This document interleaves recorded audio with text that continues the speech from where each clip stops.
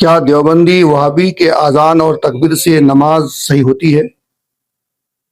کیا قبرستان میں اذان دینا جائز ہے؟ عورتیں اذان کہہ سکتی ہیں؟ السلام علیکم ورحمۃ اللہ وبرکاتہ۔ بہت ہی اہم اور خاص ویڈیو لے کر پھر سے میں آپ کی خدمت میں حاضر ہوں۔ آج دیکھتے ہیں کہ اذان کے بارے کیا کیا مسائل ہیں۔ اذان کہنا سنت ہے یا واجب؟ فرض نماز کے لیے اذان کہنا سنت موقدہ ہے۔ اگر بغیر اذان کے نماز پڑھ لی تو نماز تو ہو جائے گی، لیکن سب لوگ گنہگار ہوں گے۔ ہاں، محلے میں، دیہات میں جو اپنے گھر کے اندر نماز ادا کرتے ہیں ان کے لیے اذان کہنا ضروری نہیں ہے۔ مسجد میں جو اذان ہوتی ہے وہی اذان اس کے لیے کافی ہے، لیکن فرض نماز ادا کرنے کے لیے وہ تکبیر کہہ لیں اگرچہ وہ گھر میں نماز ادا کرتے ہیں۔ اور اذان کہنا سنت بھی ہے۔ مثال کے طور پہ کسی کے گھر میں بچہ پیدا ہوا تو داہنے کان میں اذان کہنا سنت ہے، بائیں کان میں تکبیر کہنا اللہ کے نبی کی سنت ہے۔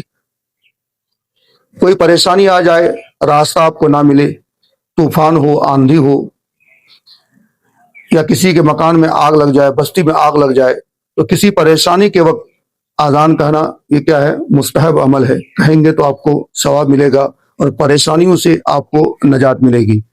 تو اذان کہنا سنت موقدہ بھی ہے، اذان کہنا سنت غیر موقدہ بھی ہے، اور اذان کہنا مستحب عمل بھی ہے۔ تکبیر اور اذان کے بغیر نماز ہوتی ہے یا نہیں؟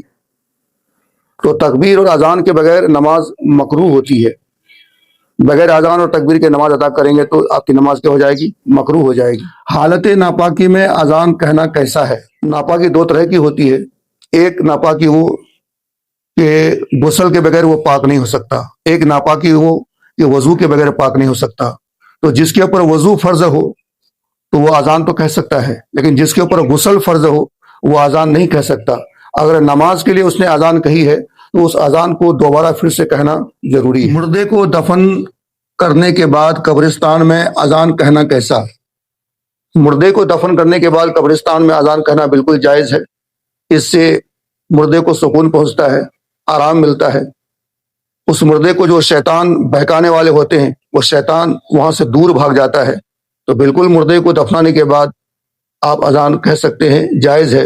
اور یہ ضروری نہیں کہ قبرستان کے باہر آ کے اذان دے، قبرستان میں کھڑے ہو کر کے بھی وہ اذان کہہ سکتا ہے۔ نابالغ بچے اور نابینا شخص نماز کے لیے اذان کہہ سکتا ہے یا نہیں؟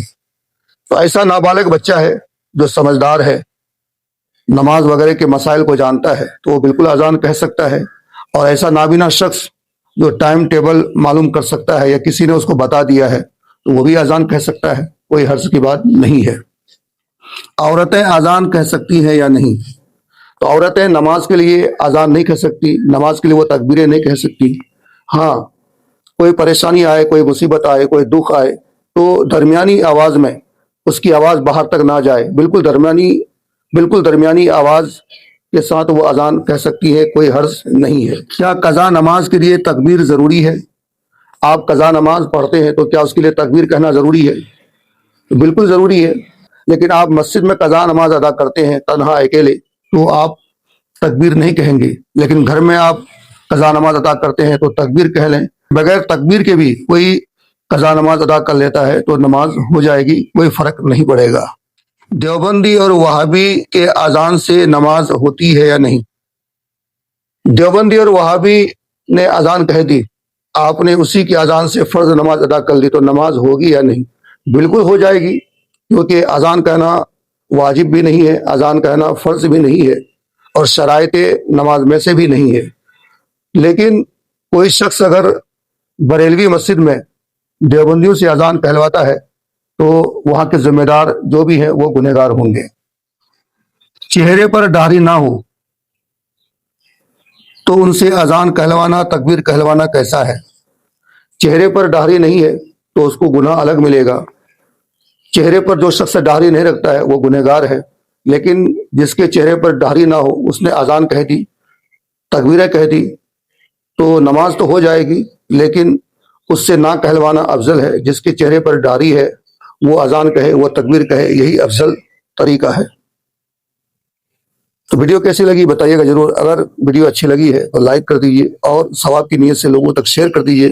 السلام علیکم ورحمۃ اللہ وبرکاتہ۔